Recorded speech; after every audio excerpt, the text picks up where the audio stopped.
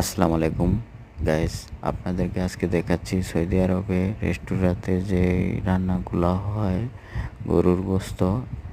এই যে দেখেন, একটা এসি রুমে, ঠান্ডা কোল্ড রুমে এগুলো ঝুলিয়ে রাখছে, কেটে ছিলে এগুলো ঝুলিয়ে রাখছে। এগুলো দিয়ে বার্গার, তারপর এগুলো তৈরি করে।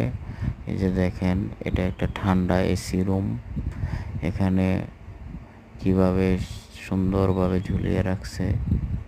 এই যে এগুলো দিয়ে বিভিন্ন খাবার তৈরি হবে, যেমন খেপসা, তারপর শিক কাবাব, গরুর গোস্ত তরকারি, তারপর বিভিন্ন আরও অনেক কিছু আছে। এইগুলো তৈরি হবে। এগুলো রেস্টুরেন্টে যায় সবাই।